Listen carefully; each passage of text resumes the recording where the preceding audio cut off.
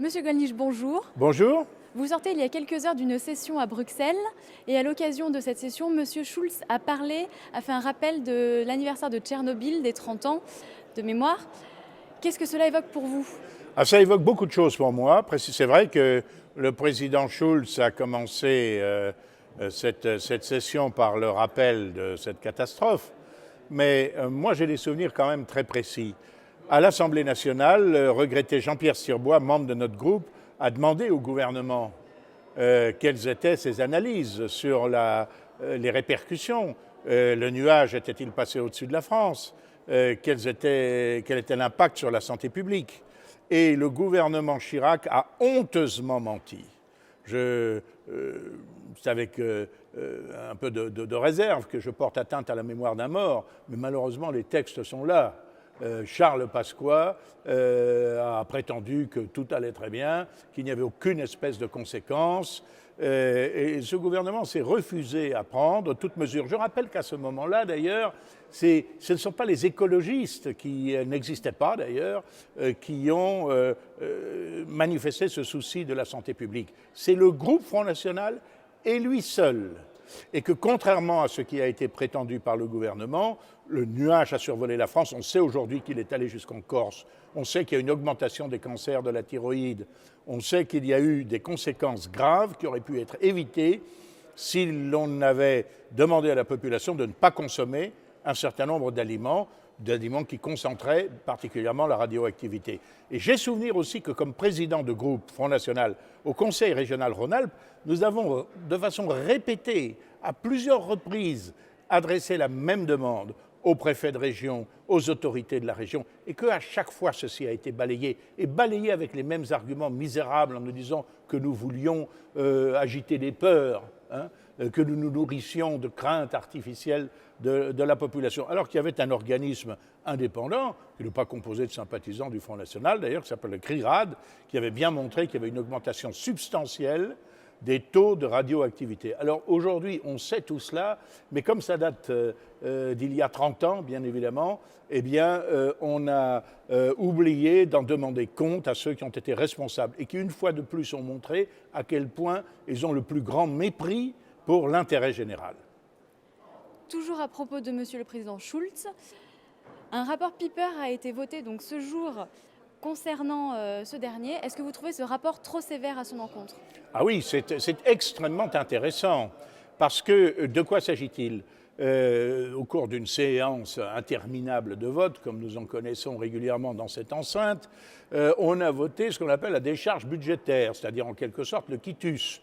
À quantité d'organismes, on s'aperçoit d'ailleurs que le nombre d'agences européennes sont autant de fromages dans lesquels sont enquistés un certain nombre d'asticots bien nourris, j'aime autant vous le dire. Eh bien, on s'aperçoit de leur croissance, de leur nombre. Et évidemment, l'une des plus importantes des charges budgétaires, c'est sur le Parlement européen lui-même. Or, M. Piper, qui n'est pas des nôtres du tout, a dans un rapport, qui est le rapport de la commission des budgets, inscrit plusieurs paragraphe extrêmement sévère à l'égard du président Schulz, l'accusant d'avoir utilisé à des fins de campagne électorale, lors par exemple des dernières européennes, les moyens du Parlement, le personnel du Parlement, et ceci toujours en direction, évidemment, de ses amis socialistes. Et quand on lit cela, alors certes c'est vrai que, compte tenu des accointances, un certain nombre de ces paragraphes n'ont pas été ratifiés par la majorité de ce Parlement. Certains, cependant, l'ont été tant le scandale est important.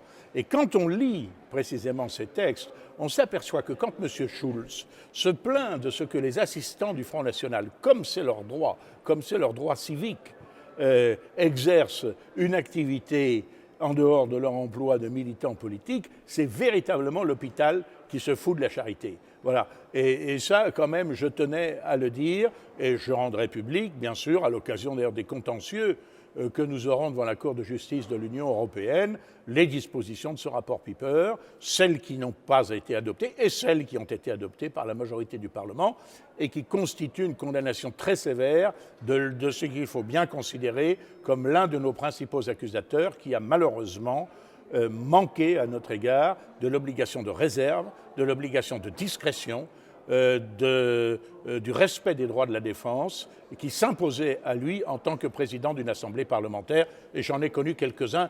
Je n'ose pas dire que j'en ai tué sous moi quelques-uns, comme on disait autrefois, des chevaux que l'on conduisait à la bataille. Alors, considération beaucoup plus nationale cette fois-ci. Surprenante nouvelle de ces derniers jours, une baisse du chômage est annoncée pour le mois de mars. Oui, c'est assez dérisoire. Ça fait 1%, semble-t-il. C'est conjoncturel et chacun sait très bien que c'est la conséquence des emplois aidés, c'est-à-dire de la manne d'argent public qui se déverse sur des emplois dont on n'est pas sûr du tout qu'ils soient pérennes ni qu'ils soient rentables. Et malheureusement, le problème de ces emplois aidés, c'est qu'ils sont financés par des impôts, par des taxes, ils se traduisent donc de la part des entreprises par une diminution de leur capacité d'investissement, de la part des particuliers par une diminution de leur capacité d'achat. Pour un de ces emplois, à plus ou moins court terme, il y en a 2 ou 3. Pour un de ces emplois créés, il y en a 2 ou 3 qui disparaissent. Mais chacun sait que l'important, c'est de permettre de façon ponctuelle à M. Hollande de se représenter en nous faisant croire que le problème du chômage est réglé. C'est assez dérisoire et c'est quelque part un peu odieux. Cette baisse serait donc éphémère J'espère qu'elle ne l'est pas. Mais pour le moment, d'abord, c'est une baisse absolument minime qui se produit après des années et des années d'augmentation continuelle du chômage, y compris sous le quinquennat de François Hollande. Et encore une fois, c'est une baisse qui se produit alors qu'on a créé un certain nombre d'emplois aidés avec des fonds publics. Donc, de façon, je dirais, mécanique, oui, il y a un certain nombre, il y a quelques milliers de demandeurs d'emploi qui ont trouvé un emploi. Sera-t-il durable et sera-t-il rentable pour la société? Ça, personne ne peut le dire. Autre nouvelle surprenante, l'arrivée en tête de l'extrême droite aux élections présidentielles autrichiennes. Qu'en pensez-vous? Alors, ceux qu'on appelle l'extrême droite, ils sont extrémistes en rien, pas plus que moi. Ce sont nos amis du FPE, le Parti de la Liberté ou le Parti libéral, comme vous voudrez, autrichien. Alors, c'est un succès extraordinaire, évidemment, et j'espère de tout mon cœur que leur candidat va l'emporter au deuxième tour. Et on voit l'émoi déjà un peu partout, dans les rédactions. J'entendais d'ailleurs ce matin sur France 24 une charmante speakerine qui disait qu'en corrélation avec ce succès électoral de l'extrême droite, on avait osé en Autriche voter une loi jusqu'au-boutiste, disait-elle, en matière d'immigration. Alors la loi jusqu'au-boutiste, elle dit, écoutez, les réfugiés, ils n'auront qu'un permis de séjour de 3 ans. Et puis ceux qui fuient les guerres, si la guerre cesse dans leur pays, ils devront assez logiquement rentrer chez eux. Voilà. Et puis si nous sommes véritablement submergés, nous avons le droit temporairement de bloquer notre frontière. Je ne vois pas très bien ce qu'il y a de jusqu'au-boutiste là-dedans. Ce n'est pas des décisions abominables, extrémistes, c'est des décisions qui sont votées par l'Assemblée d'un petit peuple de quelques millions d'habitants qui ne souhaitent pas être complètement submergés. C'est aussi simple que cela. Alors, je souhaite bien sûr la victoire du candidat du FPE. Je m'honore d'avoir été véritablement, un peu prétentieux de ma part, celui qui a été le principal artisan du rapprochement entre cette formation politique et le Front National. Il ne faut pas oublier qu'au départ du FPE, son leader, décédé depuis, craint beaucoup de s'afficher en quoi que ce soit avec le Front National. Il a donc établi une espèce de cordon sanitaire. La fréquentation que nous allons avoir de nos collègues de nos quelques collègues autrichiens. Je pense à mon ami, qui reste mon ami Andreas Mölzer, le directeur d'ailleurs de leur excellent magazine Zur Zeit, va progressivement dégeler nos relations. Je serai invité à Vienne. Nous réinviterons avec Jean-Marie Le Pen M. Strache, alors qu'on voit bien que la désinformation, qui est une arme psychologique entre les mains de nos adversaires, faisait tout pour nous séparer. On disait aux Autrichiens que nous étions des extrémistes, que nous étions des racistes, des xénophobes, des antisémites, n'importe quoi. Et dans notre presse française, on disait que ce parti, contre toute vérité, était de la même veine, néo-nazi, etc.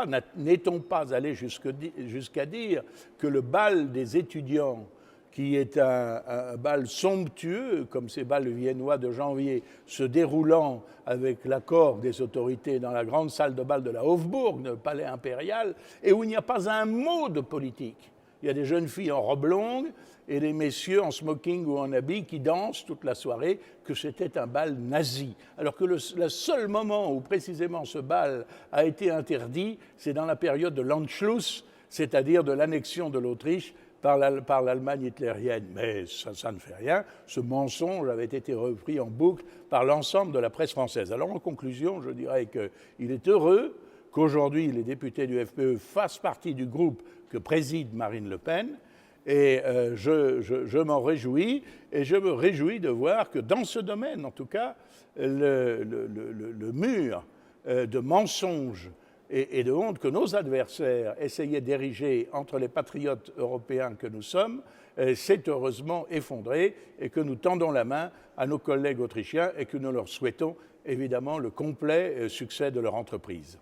Dernière question et ensuite je vous libère. Question un petit peu sensible, le terroriste Abdeslam a été remis aux autorités françaises ces derniers jours. Qu'en pensez-vous? Pensez-vous que ce transfert a été nécessaire? Ben oui, ce transfert a été nécessaire parce que l'essentiel de ces crimes s'est déroulé évidemment sur le territoire français. Bon, je dois dire que j'apprends que l'instruction va durer des années. Je pense, moi, je me souviens j'ai hérité de mon grand-père la collection des illustrations du début de ce siècle, de la fin du 19e siècle, en gros la période 1880-1920. J'ai toute la Première Guerre mondiale, comme ça, c'était la grande revue, le grand hebdomadaire illustré de l'époque. Et alors, j'y vois d'ailleurs l'assassinat du président Sadi Carnot à Lyon, précisément par l'anarchiste Caserio. Écoutez, Caserio a été appréhendé et a été jugé. Il y a eu une instruction parfaitement régulière. Entre le moment où Caserio a été arrêté, immédiatement après son forfait, et son exécution à Lyon, il s'est écoulé 2 mois. Mais la justice n'a pas pour autant été expéditive. Il y a eu une instruction, et il y a eu un procès en cour d'assises, où sa défense a été présentée. Il y a eu un recours à la chambre criminelle de la Cour de cassation, qui a été rejeté. Il y a eu un recours en grâce au président de la République, le successeur du malheureux Sadi Carnot, et l'intéressé a été exécuté 2 mois après son forfait. Il y avait quand même à cette époque une relation de cause à effet qui était immédiatement perceptible par le public entre le crime et son châtiment. Et je ne vois pas pourquoi, quelque complexes que soient ces questions, l'instruction du procès de ce personnage devrait durer des années. Moi, je crois qu'il devrait être jugé. Je pense que la peine de mort devrait être rétablie pour les terroristes, ce qui déjà aurait l'avantage d'éviter toute récidive et aussi d'éviter à leurs complices d'essayer de faire d'autres victimes pour tenter de les faire libérer. Merci beaucoup, Monsieur Bruno Gollnisch. Je vous en prie. Au revoir.